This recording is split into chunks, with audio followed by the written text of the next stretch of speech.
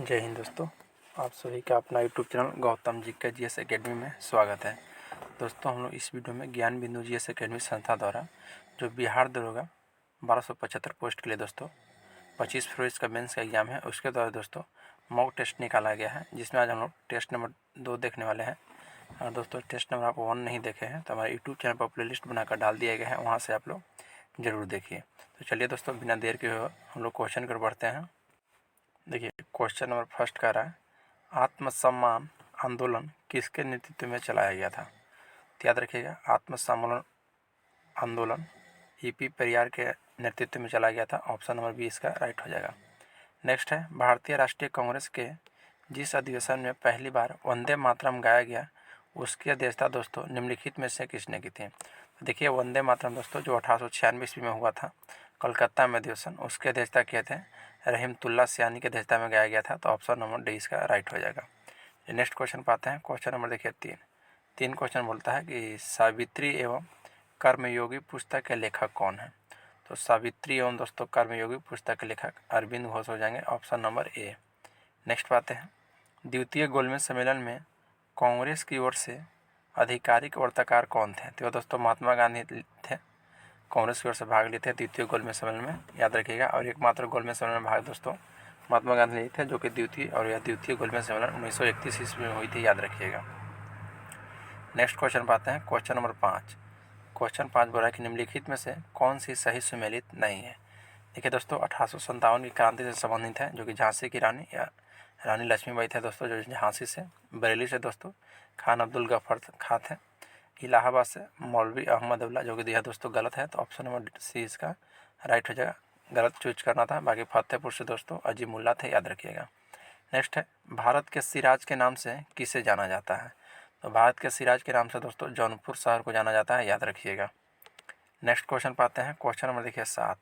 Question 7 कहता है कि जमायत खान मस्जिद का निर्माण किसने करवाया था। तो जमायत खान मस्जिद का निर्माण दोस्तों अलाउद्दीन खिलजी के द्वारा किया गया था। ऑप्शन नंबर 20 का राइट हो जाएगा। नेक्स्ट क्वेश्चन है क्वेश्चन नंबर 8। बोलता है कि दीवान ए कोही का संबंध है। देखिए, दीवान ए कोही जो है दोस्तों यह कृषि विभाग से संबंधित है, याद रखिएगा, दीवान ए कोही। नेक्स्ट है, किसके शासनकाल को स्थापत्य कला का स्वर्ण युग कहा था।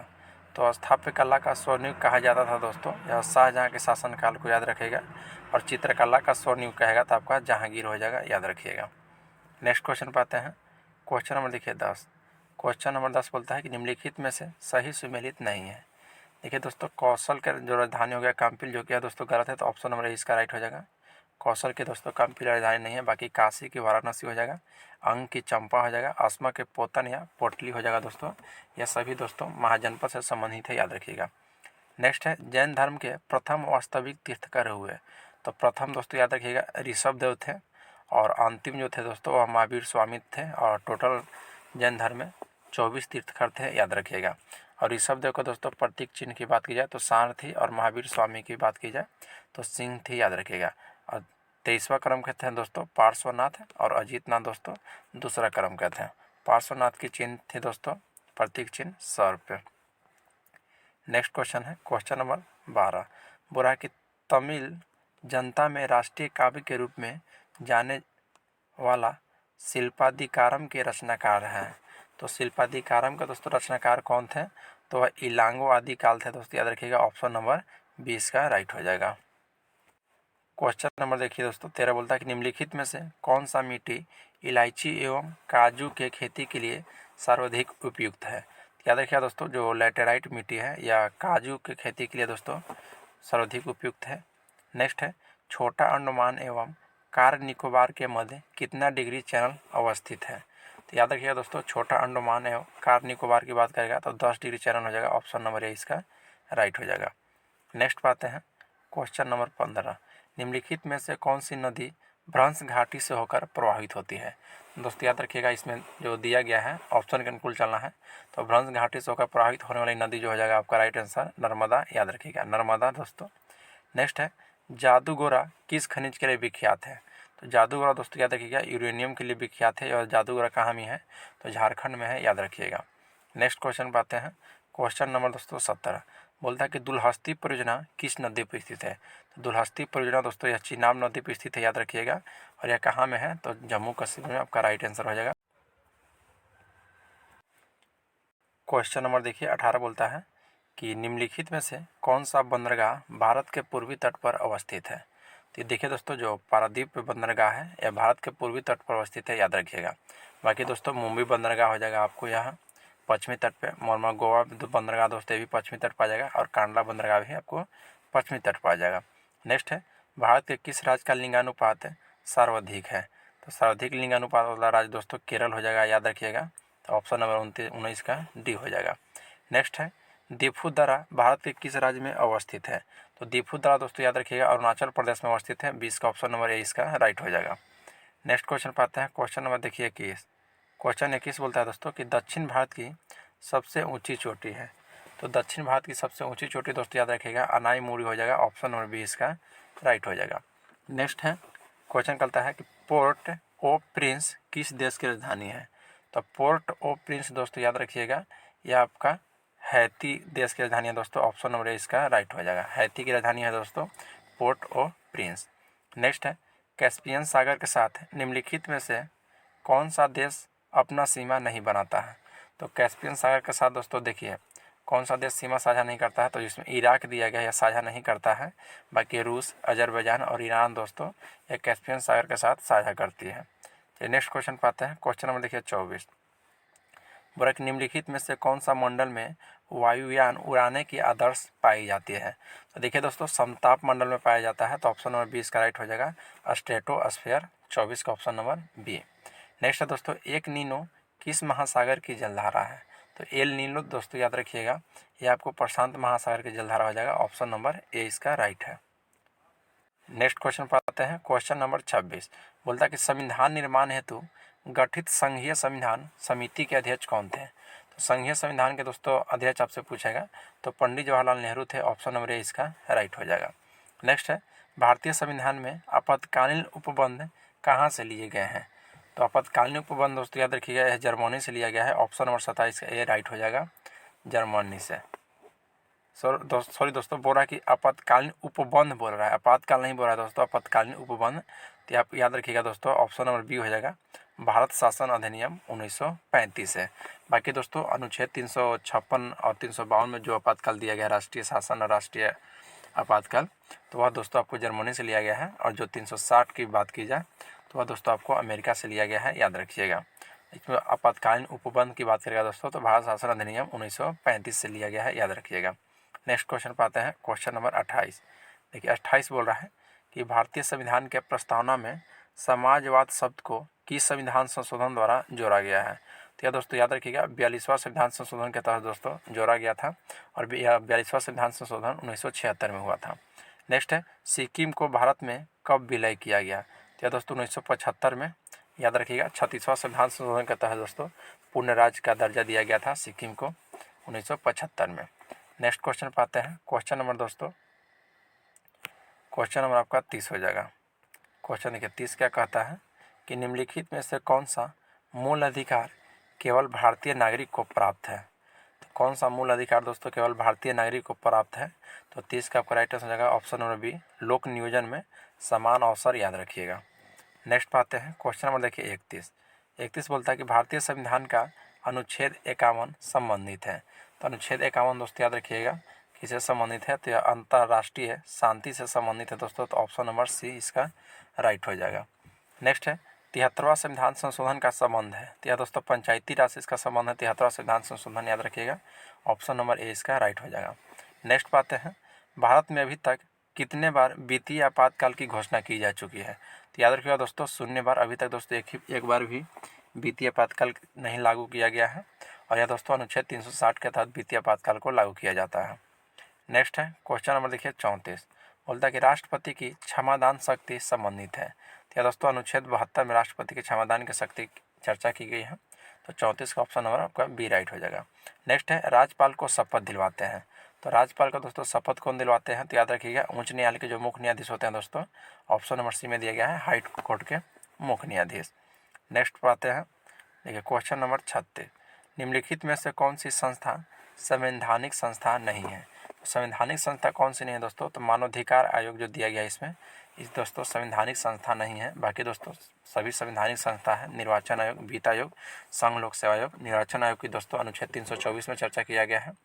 वित्त आयोग की आपकी बात की जाए तो दोस्तों अनुच्छेद 280 में याद रखिएगा।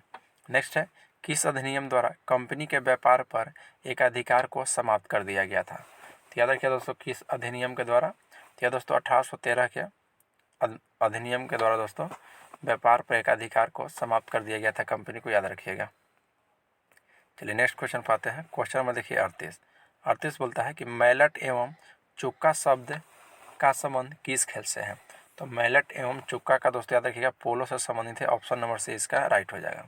नेक्स्ट है, कामयानी के रचनाकार कौन है। तो कामयानी के दोस्तों रचनाकार हो जाएंगे आपको जयशंकर प्रसाद। तो ऑप्शन नंबर बी इसका राइट हो जाएगा। देखिए क्वेश्चन नंबर 40 कहता है, ध्यान दीजिएगा कि विश्व जल दिवस कब मनाया जाता है। तो विश्व जल दिवस दोस्तों याद रखिएगा आपको 22 मार्च को मनाया जाता है। ऑप्शन नंबर ए इसका राइट हो जाएगा। नेक्स्ट है, पुलित्जर पुरस्कार किस क्षेत्र में दिया जाता है। तो पुलित्जर पुरस्कार दोस्तों आप याद रखिएगा यह आपको पत्रकारिता के क्षेत्र में दिया जाता है। ऑप्शन नंबर ए इसका राइट हो जाएगा। नेक्स्ट है, यूनेस्को का मुख्यालय कहाँ है। तो यूनेस्को का मुख्यालय दोस्तों याद रखिएगा कहाँ है, तो ऑप्शन नंबर सी हो जाएगा दोस्तों पेरिस है यूनेस्को का मुख्यालय। तो 42 का ऑप्शन नंबर हो जाएगा दोस्तों सी, यूनेस्को का मुख्यालय पेरिस हो गया। नेक्स्ट क्वेश्चन पाता है क्वेश्चन नंबर 43। देखिए क्वेश्चन नंबर 43 बोलता है, ध्यान दीजिएगा कि सोजिम किस देश की संसद का नाम है। तो सोजिम दोस्तों याद रखिएगा यह आपका पोलैंड की संसद की नाम है सोजिम। नेक्स्ट है, वर्तमान में रामसर साइट की संख्या कितनी है।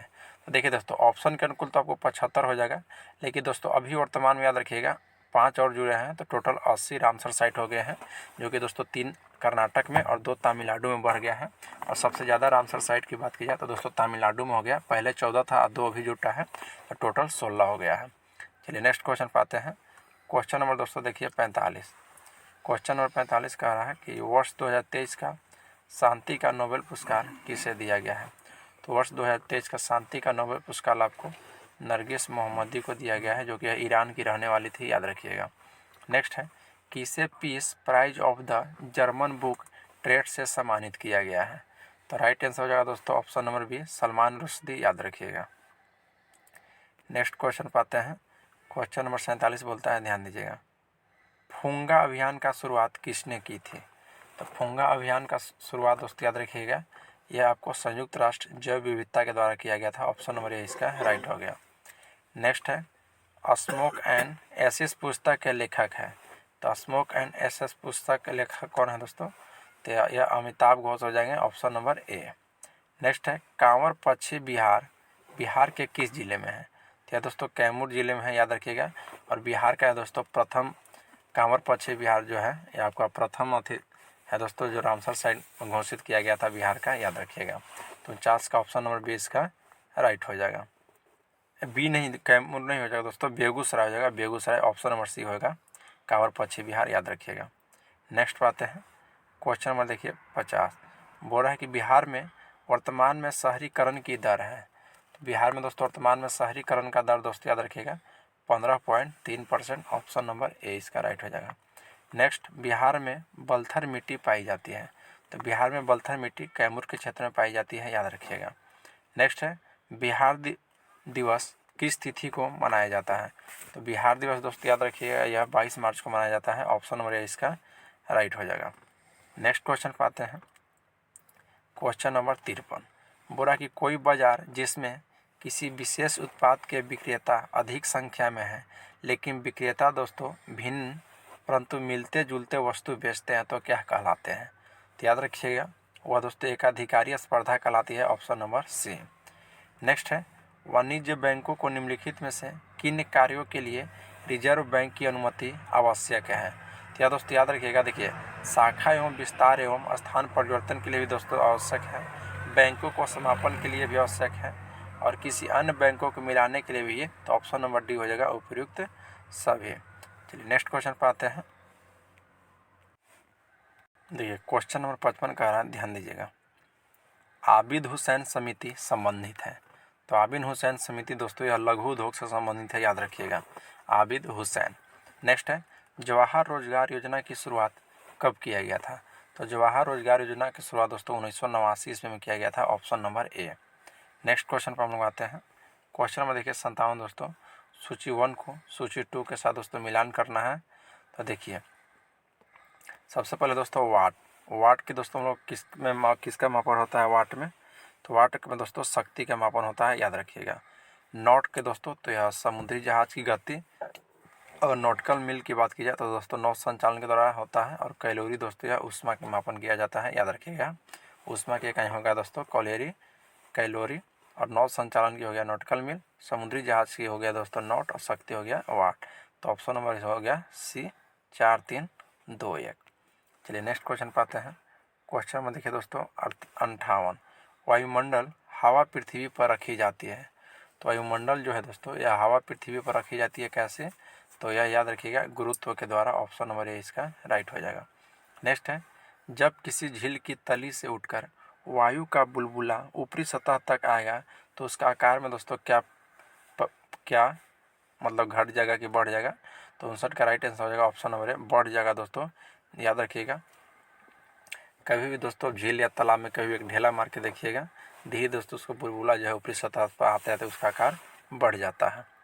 चलिए नेक्स्ट क्वेश्चन पाते हैं। क्वेश्चन नंबर दोस्तों देखिए 60, बोलता है कि निम्न में से किस में संवहन होता है। तो किस में संवहन होता है दोस्तों, तो याद रखिएगा जो केवल द्रव और गैस में दोस्तों, याद रखिएगा इसी में संवहन होता है, द्रव और गैस में।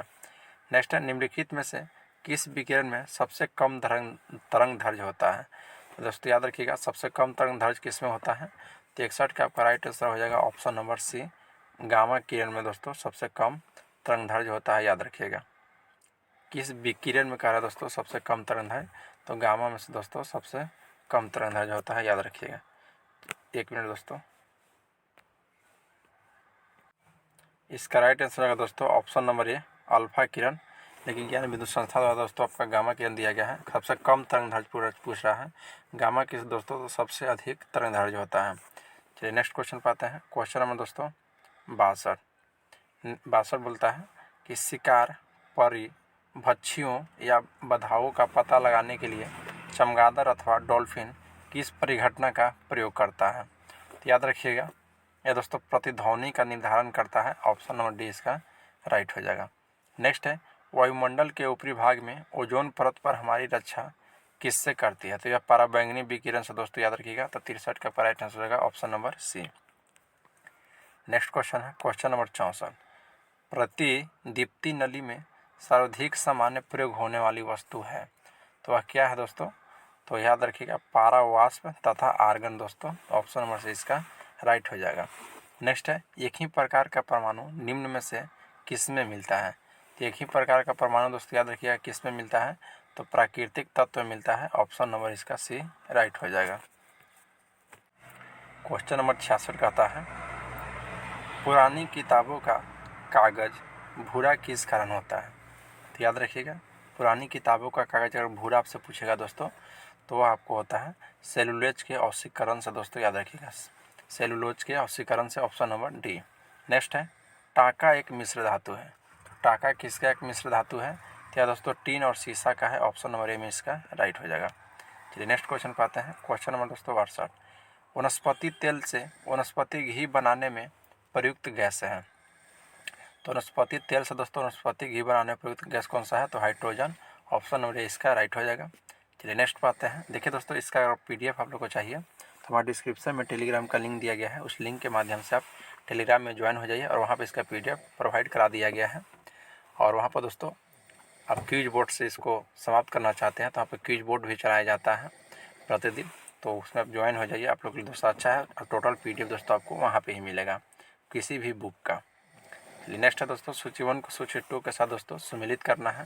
देखिए लैक्टिक अम्ल, तो लैक्टिक अम्ल दोस्तों किस में पाया जाता है, तो ध्यान दीजिए लैक्टिक अम्ल दोस्तों आपको दूध में पाया जाता है, तो ये हो जाएगा सी में, यानी कि यहाँ दूध में पाया जाता है। फिर है आपका दोस्तों एसिटिक अम्ल, तो एसिटिक अम्ल दोस्तों आपको सिरका में पाया जाता है। फिर हो जाएगा साइट्रिक अम्ल, तो साइट्रिक अम्ल दोस्तों आपको नींबू में पाया जाता है। और ब्यूटाइरिक अम्ल दोस्तों आपको यह दुर्गंध युक्त मक्खन में पाया जाता है। तो इसका राइट आंसर आएगा दोस्तों, यानी कि 3 4 1 2, 3 4 1 2 दोस्तों, देखिए ऑप्शन नंबर डी में दिया गया है 3 4 1 2, तो राइट आंसर हो जाएगा ऑप्शन नंबर डी। चलिए नेक्स्ट क्वेश्चन पाते हैं। क्वेश्चन नंबर देखिए 70 बोल रहा है कि न्यूक्लियस के बाहर डीएनए कहाँ मिलता है। तो न्यूक्लियस के बाहर दोस्तों डीएनए कहाँ मिलता है, तो यह दोस्तों माइटोकॉन्ड्रिया में मिलता है, याद रखिएगा। देखिए दोस्तों, इसके बाद से आपका मैथ है, तो इसका आपको आंसर दोस्तों वहाँ पर लगे यहाँ पर बता ही देते हैं कुछ के आंसर, बाकी दोस्तों इसका PDF देंगे, उसमें इसका आंसर आपको मिल जाएगा।